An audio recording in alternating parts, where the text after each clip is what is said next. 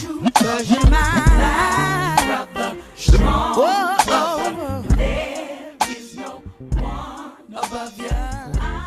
I want to know that I'm here for you.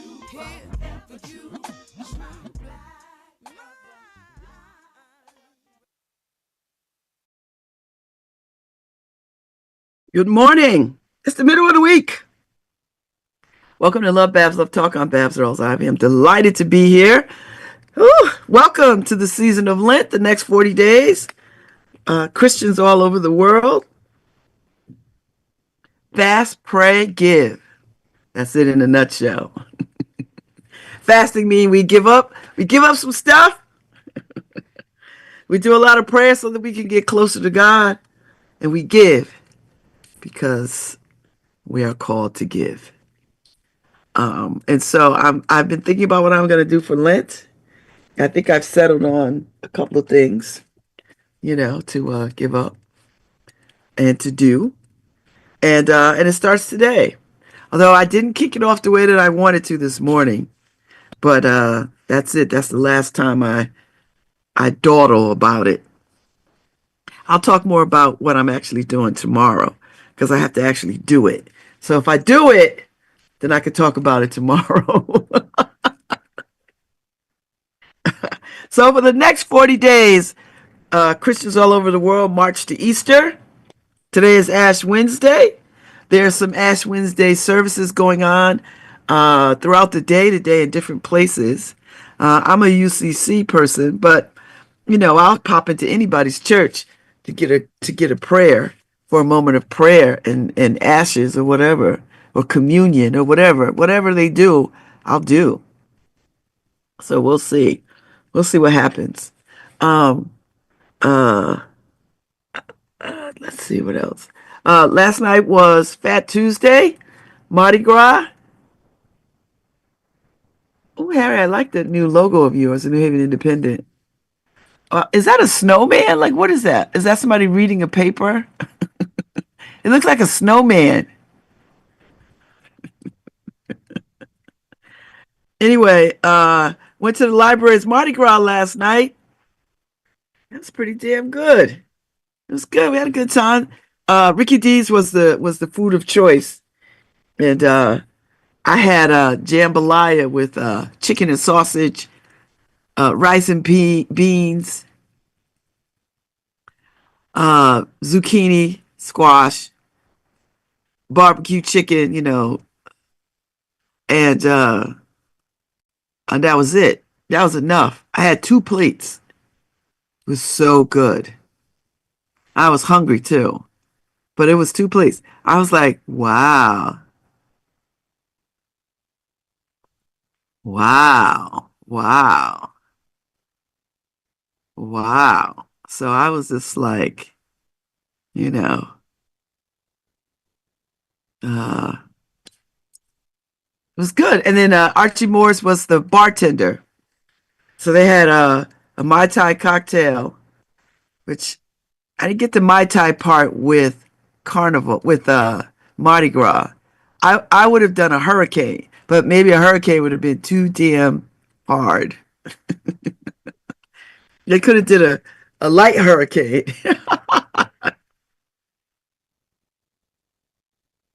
But it was good. It was good. Oh, I'm adding these beads to my collection. I already have a ton of beads. I don't ask me why I have so many beads. I started collecting them from New Orleans, and then when they started, because I hadn't always been going to the library Mardi Gras, and then the Q's do a Mardi Gras. So I think I spent a few years going to the Omega Mardi Gras, and then it just dawned on me. I see why they like Mardi Gras, the purple and gold. All these years, it didn't dawn on me. Anyway, so I have beads from those days. I have beads from all kinds of things. So I have a lot of beads now. So these are the latest 2 that I picked up last night at the New Haven Free Public Library. And the fact that they move all that stuff in that library, it just wows me. It just wows me. Like they just move all that stuff. And if you've been in the library downtown, as soon as you walk in, you met with shelves and shelves and shelves of books. Freaks me out. I'm like, what? So yeah, so they moved it. It was good. I had a good time. Lauren and Chris was there. Ife came through. Shelly is in town. She came through. I saw Shaw. Was great. I saw some folks. I had a good time. Danced. I got on the dance floor. Got everybody on the dance floor. Did some kind of conga line. It was fun. And then I congaed my little ass right on out of there because I was like, I'm going home. I had a good time. Thank you, Manmita. Manmita, that was a good party. I love a good party. So all you people are like, oh, I'm tired. Okay, be tired. But you know where you're going to get all the rest? In the grave. Why you draw breath? Why don't you draw all the breath? I don't get it. That's all right. I know, I know, I know. People are like, I don't know how you do it. I want to say to you, I don't know how you don't do it. I don't save up for special occasions. Every day that I'm on this side of the dirt is a special occasion. That's how I'm rolling. That's how we getting down. So hell no, I didn't watch the Trump lie service. I didn't miss it. You know what I was watching? I tuned in. I logged into Roland Martin, the Black Star channel. So for 24 hours, they had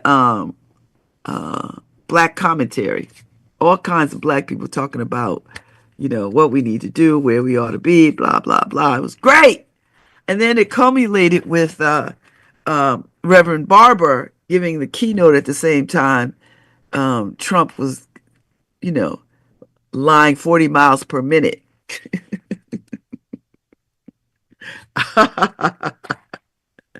And I stayed with it till well after midnight because it was so engaging. It was so engaging. It was so engaging. So people were, and it was like 250,000 people tuned in to the YouTube. And I was like, listen, people worrying about what black folks is doing. This is what we're doing. And when I tell black people, black women are brunching, we are organizing. Don't get me wrong. Just don't call us for your foolishness because we always know what to do and we've been doing it. We stay doing the work. So I don't need to hear white people talking about where's Obama, where's Michelle, where's Bob. They don't put the work in. Where's Kamala? You didn't want their leadership. You didn't want it and you didn't vote for it. And you didn't convince other people to vote for it. So stop calling on them like they're some kind of superheroes. They didn't put the time in. What the hell have you done? Are you putting in the time? You want everybody to come in and do what you're not willing to do. Stand on the front lines. Talk to your neighbors. Lobby your congressional leadership. You want everybody else to do that mess, but you're not willing to put yourself out there. But you want an armchair quarterback. So that's where I'm at. Every time I see that, well, where are they? What do you mean, where are they? They've been where have you been? Because they've been out here on the front lines. That woman ran a hell of a campaign for 3 months, top to bottom, social media. It was bad. Like this was the best run campaign ever. And she zigzagged this country like nobody's business in chucks and in heels, hair looking fly. And still, you people, it wasn't enough. You people, it wasn't enough. And I'm talking about that 50%, almost 60% of white women, 99% white men, and another 50 some odd percent of Latinos and whoever the hell else. So let me tell you something. Stop looking for us to save your asses. Stop it. We're going to do it anyway. Because when we benefit, you benefit. That's what it is. So I just thought I'd put that out there. Because I see one too many comments talking about, oh, they're going to leave the country. Hell, I'm going to leave the country. Leave these people alone. They don't put their time in. They don't spend their lives giving to this community. their lives. Morning, women. So I didn't watch that mess. I didn't even watch the rebuttal, although I heard the rebuttal was really good, but I didn't watch. I just didn't have it in me to watch. I knew I wasn't going to watch. So I'm glad I had an alternative. I was tired anyway, like I was really tired. So I just listened, and it was good. Like I watched and listened, so it was good. To Roland Martin and the panels um, that he had gathered for this momentous occasion, and it was a good turnout. It was a really good turnout. You know, it was a good turnout. And I'm gonna tell you something. I'm not messing with Target. I don't give a damn. I don't care if Tabitha, whatever her name is doing her own little stuff out there, and everybody gonna. Here's the question I want to ask people. What has she supported that that speaks to something that connects her to the black community? What? I'm no shade to that sister, none. But we get into these pissing matches with people, but we don't ask the right questions. We don't ask the right questions. You know. Now, some of those folks that did DEI, that stood who had products in Target, they stood up and said, "Listen, if you're gonna just allow us to be the house Negroes, then we have to say something." Tabitha didn't say a damn thing. She is continuing and listen, she got to eat too. She got to eat. But at what price are you willing to pay to be with these people? When your people are saying we're not going there. And of course, there's some folks there's some of us that's gonna go in there anyway. And listen, Harriet Tubman told us some people you just gotta leave. You just gotta leave them. Some people you just gotta leave them. And she didn't carry a sidearm for no reason. Some people you gotta leave. That's true. That is true everywhere. That's not just unique to black people that's unique to everybody. Because there's always people who are not gonna go along, who are not gonna wrap their brains around, a greater picture, a bigger victory. They're not gonna do it. They're incapable of doing it. They don't have the wherewithal to do it. So you have to leave them where they are. And don't be too mad at them. Because listen, we ran to freedom in spite of other black slaves, other slaves, enslaved people who didn't want to run. And you can't be mad at them because fear is a very paralyzing thing. And if you can't see what's on the other side of something, it's very difficult for people to take that leap of faith. We see it. I don't even have to look back to history, but history is a wonderful tool to sort of understand how in a moment of time people can be paralyzed not to act. We saw it with the Holocaust. We saw it with Rwanda. We see it over and over again. There are people who will not act because they can't see on the other side. And they're fearful for their own safety, for the safety of families. And we cannot be mad at that. We can be disappointed, but we can't be mad at that. Because it's hard for people to sort of imagine what's on the other side of whatever the hell they're in. That's drug addiction, that's domestic violence, that's all those things that keep people locked into a system of oppression, heartbreak, malfeasance, all those things that keep people locked in. There's some people who understand I got the key and I'm out. There's some people who understand that, but there's some people who will be stuck in terrorism and all of that kind of stuff because fear is gripping. And so I see it with this. Yeah, sure. A lot of us, a great many of us ain't shopping at Target no matter what the hell they say. We're not going there. I'm not going to Target. That's it. I'm done with them. Because what they have said to me is, my money doesn't matter. Pathways for my people to have products on their store doesn't matter. So I can't listen. And what hurts us the most is that we thought Target was aligned with all things liberal, all things affirming, all things, diverse, all things leveling the playing field. And come to find out, they ain't. But that in and of itself is a wonderful, wonderful opportunity to learn that we can't trust capitalism. We cannot trust capitalism. Listen, capitalism brought us slavery, which built this country and all these institutions on the backs of enslaved people. Capitalism, the selling and trading of black and brown bodies for profit. That's what that is. And we have to stay understanding and recognizing that. Like that doesn't go away because now we all could live where we kind of want to live. We all could drive a Cadillac because it used to be against the law for any black people to have a Cadillac. Now we could drive Cadillacs. Now we could go in the front door of stores, eat in restaurants and all this other kind of stuff. Send our kids to these schools that harm them, but we send them. We sending them because somewhere along the line we bought into somebody's idea of success, and it's a white supremacist Western idea of success, and we all have bought into, every last one of us has a modicum of white supremacy in us. When we want to wear that designer crap, when we want to, vacation where all the people vacation, when we want all the things that they said this is in style, we want all those things. So we all, and when I say all, I mean me too. Me too. I grew up in this state, in this country. I am Western to my core. I get it. And I have to work very hard every day to remind myself that I can't do the work of white supremacy. And I have done the work of white supremacy. I have done it.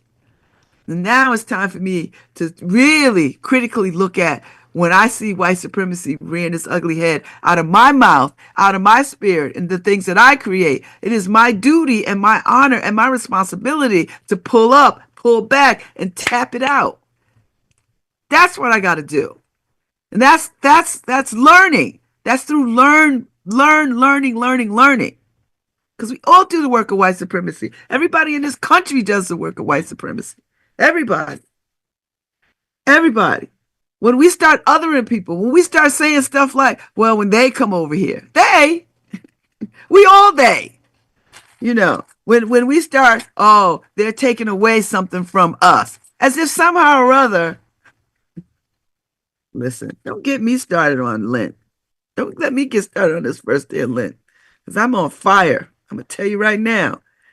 So we all do the work of white supremacy, but it is our responsibility to undo the work of white supremacy, to recognize it, to identify it, and then to remove it, to undo it where we can undo it.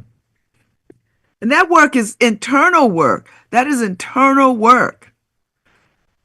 And if we open our eyes, we could see it. We could see it with all our heart and soul, the work that we do to carry white supremacy forward in our communities, in our churches, in our neighborhoods, all of it. When we do the work of patriarchal white supremacy and white women, white supremacy too, because we carry some of that water too, And so we've got to start to undo that work. So get to praying. Get to praying about it. I don't care who you pray to. Whatever it is, whoever you speak in hushed tones to, I don't care. Because prayer is your way of focusing on the creator and the divine. Whatever you call it, the creator, the divine, Yahweh, Jehovah, Allah, I don't care, whatever you call it. I don't care. Get with it and get quiet and get discerning and contemplative about it so that we can stop doing the work of white supremacy. And it's not going to be easy. It's not going to be easy because we bought into this idea of success is this. I listen to people. There's a beautiful house on my street, down the street, a single family house. I live on Ivy Street here in New Hallville. And if I was in a mind for a single family house, this would be my house. And I listen to people walk by this house, talk about this house, talking about, I don't care how nice it is. It's in New Hallville. And these are people who live in New Hallville saying this about this house. And I was having this conversation with my kitchen. She's just like, why is that the case? Why isn't it just a nice house and that you want it? That's the work of white supremacy. Because white supremacy has said to us, our neighborhoods are never going to be good enough, that we must work to get out of our neighborhoods, that we must abandon these neighborhoods because we are overwhelmed or we just don't want to be around all these niggas and we don't want to be around all this noise and we don't want to be around all this violence and we don't want to be around. So I made enough money so I could go live somewhere else. We are all guilty of it. Every last one of us. Every last one of us. And I'm here to tell you that's not the right thinking. Because if we just populated our own communities and any community, if we took over a community, fought back our communities, they would just be nice. East Rock is nice because because they want it to be nice. Newhartville can be nice if we want it to be nice. And I'm here to tell you, uh, Newhartville is nice. It's nice. I walk these streets all the time. People take great care in their gardens and their properties. Yes, there's a lot of properties over here that are trash. You know, slum lords at every turn, slum lords at every turn. You know, indecent housing, subpar housing at every turn. Yes, yes. But there's also a great deal of pride in home ownership around here. There's a great deal of beauty and people making their spaces beautiful. There's a lot of community gardens here. There are people who speak to me now and see me and know me now and appreciate me being on the porch. Children lovingly, laughingly come by, you know, all summer long. That little library was busy, busy. That door opened and closed so much. I should put a revolving door on that thing, you know.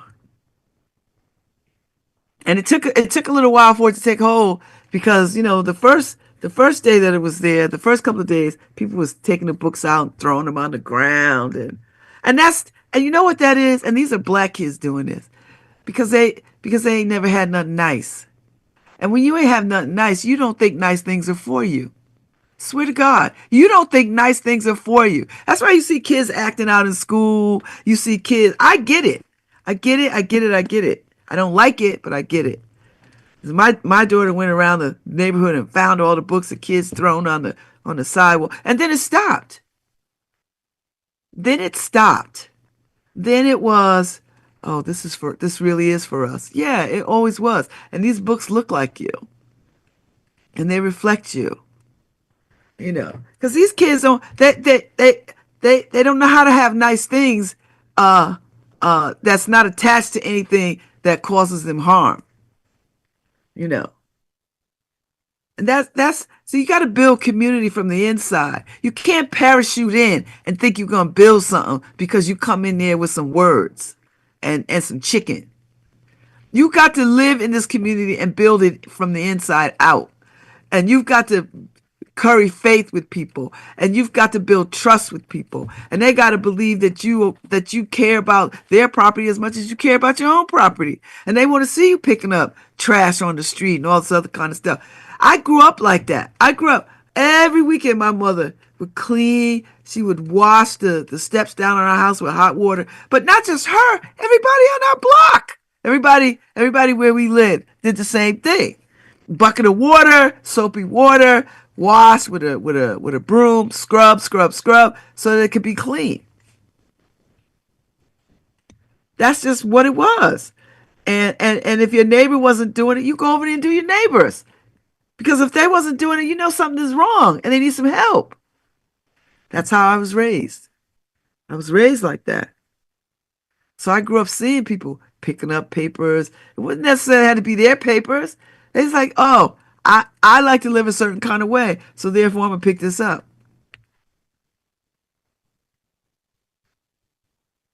You got to build. You've got to support communities from the inside out.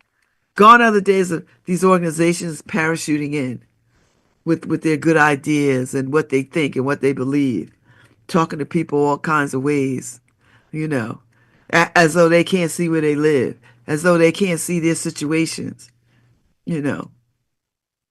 And that's called respect. That's called respect. So when I hear my neighbors next door talking about the house down the street, talking about, I ain't gonna buy no house in New Harville, but you already been living here for 30 years. Makes no sense. And the house you live in is trash. But you could invest in this neighborhood. Why would you go and invest in someplace else that you don't even know? You know. And I get it. I understand it because we've all done it. First thing we do when we get our education, we go want to do something else, live somewhere else. You know, I'm back in this community. I love it. Will I stay here forever? I don't know. I doubt it because I feel like all of New Haven is the same. I don't see no difference in Westville than I do New Harville, except they got cleaner streets and a larger home ownership over there. It's not as transient as this neighborhood. You know, there aren't that many slumlords in Westville and Beaver Hill. Not that many slumlords, you know. And they know it. They know it. So that's why home ownership is encouraged. I get it. I get it. I get it. I get it. And it takes some doing to sort of invest in communities of color. But it can be done. It's being done. So anyway, this are all the things that are zigzagging my mind. And I listen, it's not lost on me. These are perilous times. We have a president who is a liar. And I don't care that he's a felon. That in and of itself doesn't bother me because he does not represent the millions of felons out there who go to work every day, who've turned their lives around, who are on the up and up, who just want to be in society, you know, doing honest work for honest pay, serve their time, and now not looking back, trying to move forward. So I don't use the word felon as some term to sort of say he is not worthy. What I will say is he's not worthy because he's a liar, an asshole, a cheat, unscrupulous.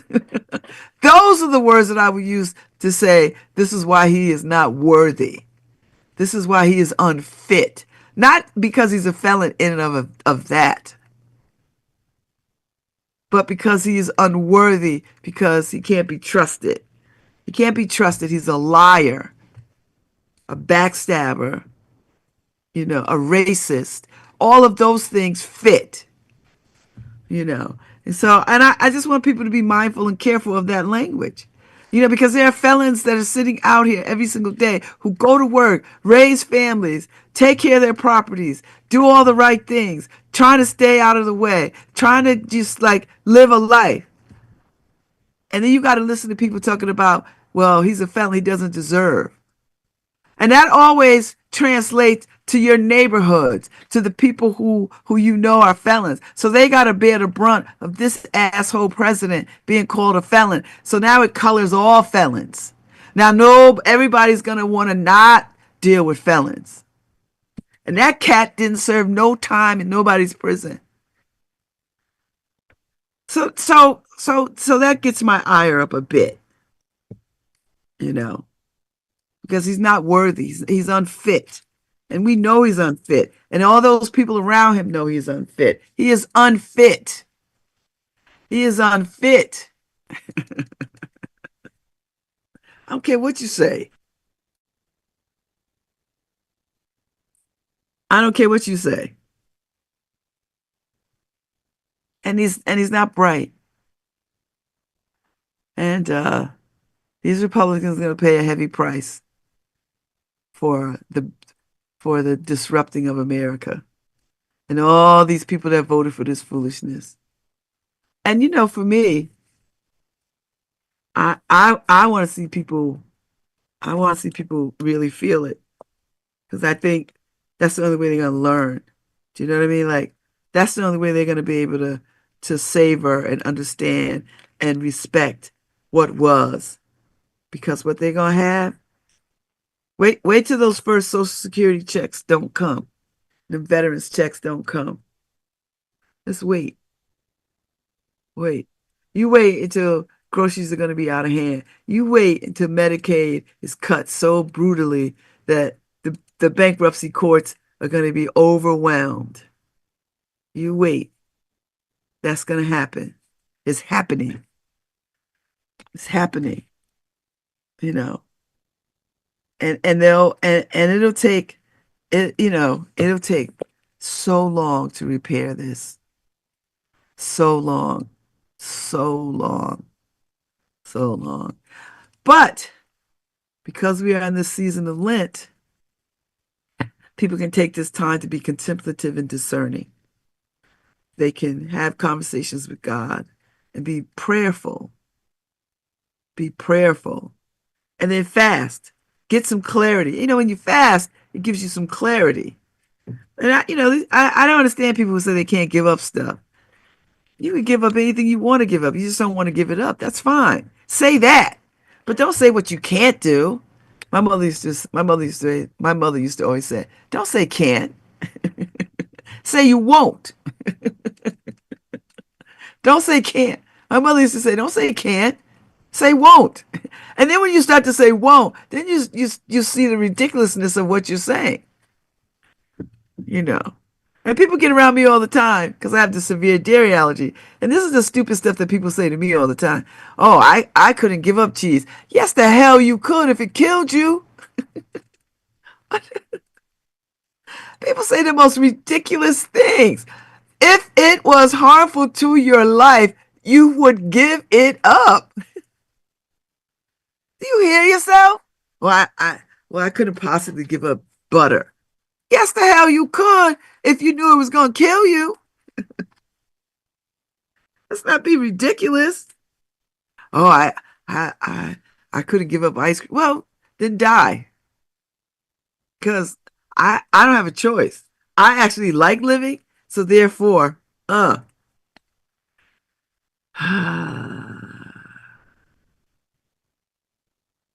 just telling you. So this moment is the moment to take a pause, to take a pause. And listen, this is a holy time for Muslims too. They are. This is Ramadan. Uh, some of them are getting ready to make Hajj. They're making their pilgrimage to Mecca and all of that. Uh, so this is a very holy. This is a very holy time. I was watching folks gather in Gaza with the long table, and that speaks to the testament of people and their faith and their enduring faith. Their enduring faith, you know, uh, their enduring faith, and it is just lovely, and it makes me hopeful that people still hold on to a faith, even in the midst of such hardship, you know. Uh, but they do, and we are seeing it. So Ramadan ends March 29th. So there is overlap between Ramadan and Lent, you know. So and Ramadan began Friday on February 28th. So it ends on Saturday. So they start to fast from what sun dawn to dusk. So anywhere from 13 to 16 hours, you know. So so I don't know I think there's some more holy holy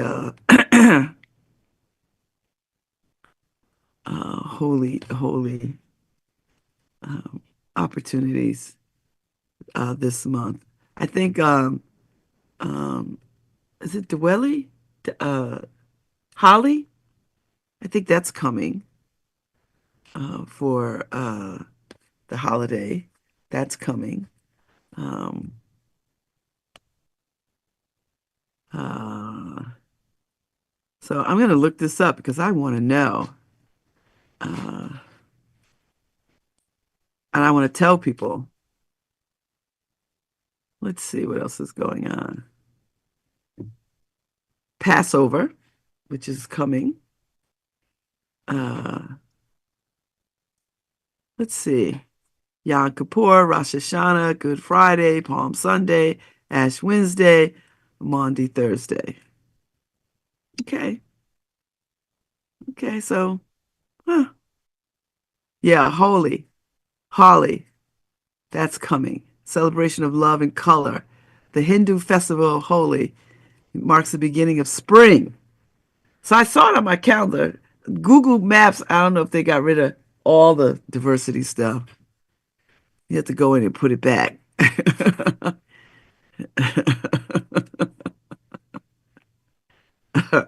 So I was like, all right. Okay. Passover is April 15th through the 23rd. Ramadan is already in effect. Vaisakhi, April 13th. This is the Sikhs commemorate the creation in 1699 of the Khalsa Panth in order of initiated Sikhs devoted to serving the one creator and humanity. Yom Kippur, the Day of Atonement. Let's see, I don't know when that is. Oh, it's October 11th. So, okay, so we got time for that. Yule, people like Yule. Purim, which is a Jewish holiday. I don't know when that is. I think that already happened. I think that feels like an October kind of thing. I'm not sure. Somebody will correct me. The birthday of Guru Gobind Singh Sahib, January 5th. The Solemnity of Mary, the Mother of God, Christian Liturgical Feast of Mary, celebrated by the Catholic Church. Good Friday, the day in which Christian and Catholic churches commemorate the crucifixion and the death of Jesus Christ. Okay. Palm Sunday is the Christian movable feast that falls on the Sunday before Easter, and that feast commemorates Christ's triumphal entry into Jerusalem. It marks the beginning of Holy Week, the fast of Christmas, which we don't have to get back to that until later, and then the Lenten fast. You know, so okay, so that's a lot. That is a lot. So Passover is April 15th to the 23rd. Easter Sunday is the 17th. Uh, the Orthodox Easter is April 24th. Uh, April 28th is Yom HaShoah. So there you go. It's a lot of it's a lot going on. So this feels like a very holy time. This is it feels like a very holy time. And I think when you have a holy time like this, when you have all these, the Abraham faiths, having converging on the world, uh, is a good thing. Hopefully it gives people opportunity to pause and to remind themselves of shared destiny. Do you know what I mean? Like shared destiny and and what that means and what that looks like, even though we all sort of separate ourselves. But we are, those of us of the Abrahamic faiths, Abraham is the shared destiny And God is the shared destiny. So I'm just putting it out there. Uh, just putting it out there. So, so we'll do the best that we can, and make the best of this time. And it always feels like to me during this very holy time, the world seems the most violent and upside down. I think there's a lesson in that somewhere. I think there's got to be some learning around that, I guess. So, but anyway. So yeah, so when I tell you black women are going to brunch, I do mean we are. But I also understand that, we are in organizations that has not stopped organizing, that has not stopped carrying out their missions of community service, that will not stop tending to community and to each other. That will not stop. You know, what you're not going to do is call us for your foolishness. That's the point uh, that's the point that I'm making. You know, that we're not going to lead your marches, we're not going to lead your rallies, we're not going to help you educate your people. But what we will do is continue to do what we've always done: is stay woke and diligent with our eye on the prize. Speaking of eye on the prize, there's some additions to, the PBS Eyes on the Prize. There's some new additions, a couple of episodes added to broaden the Eyes on the Prize documentary. And Professor Foreman is in this latest iteration of Eyes on the Prize. So, and his father is in the earlier ones, but he is in these latter ones. So I just FYI. So if you have mindset, and listen, you don't got to wait to Black History Month to be about Black history. Those of us who are Black, it's all the time. So I just want you to know, lean in, lean in. So if you want to, and I think uh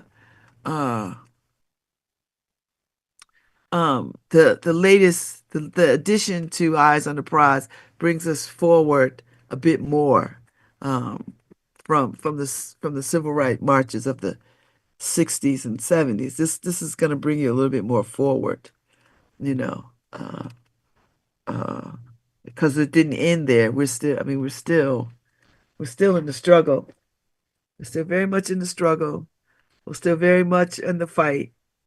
We're still very much chasing equality and equity, and inclusion. You know, uh, the fact that these white supremacists have taken DEI and turned it into, code for nigger, black, is uh, distasteful. And but that's the work of white supremacy, and now we have to wrestle it back. And there are some companies that say we are better when we have diversity, equity, and inclusion. Like, it makes for us a better a company. Like Costco has said this, right? And a couple of other ones have said this. Where I'm gonna spend my money. This is what they've said. This is better for us. Okay. If that's what you say, I'm with it. If that's what you say, I'm with it. But those that roll it back, it bothers me a great deal. You know, it bothers me a great deal. So it's gonna get worse before it gets better. Count on it. But if we have each other, if we stay in communion with one another, then we can. And black folks know this. We stay in communion. We stay in communion with one another. We do. We stay in communion, and we know that that's what saves. Being in communion and fellowship and connected. That this is what's going to save us. You know, you can tell the people who don't have no community and not in communion with anything, because the first things out their mouth is, "I don't see nobody doing nothing." What you really want to say is, "I'm not doing anything." Because if you were connected, you would be already doing something. But when you say I, and then this is the other part. Then you want to cast aspersions on the organizations that exist that are doing something. Oh, the NAACP is ineffective. How do you know that? You're just making that up. Do you even know what the NAACP does? No, you don't know. You have no idea. You know why? Because you have not inquired. You have not gone to their meetings. You have not paid membership into it. You know, you have not gone to an urban league meeting. You've not gone to any of these organizations. Or I hear people say, "Oh, these fraternities and sororities are a waste of time." How do you know that? And I know there's this big case right now. This young man lost his life pledging into a black fraternity. And I say, prosecute that fraternity on that campus to the full extent of the law because that stuff can't be tolerated. And that's not what bonds people. It doesn't. And that's sick. That's a sickness. But that's doing the work of white supremacy. That is doing the work of white supremacy. This hazing foolishness, that's not rooted in anything other than white supremacy. That's slave bucking. Do you know what I'm saying? That's all that is. And until these organizations own that part of it, they're gonna have these moments where they're gonna be caught out there like that. I'm just saying. I belong to a sorority. I love my sorority. It's probably one of the best things I've ever done. You know. Could I have done without all the foolishness? Absolutely. Absolutely I could have. You know. You know. But I don't think you throw the baby out with the bathwater. I think you continue to, these organizations continue to do the work of rooting out folks who want to bring this kind of harm to other people, you know. And that's the military, all the branches of the military. That's that's bands. There's hazing in bands. There's hazing at West Point. There's hazing. There's all that. This is a people problem, not an organization problem.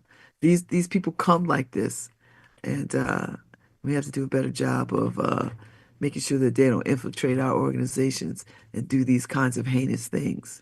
So I'm gonna take a break, but I'll be back. It's Lent, y'all. Prayer, fast, give.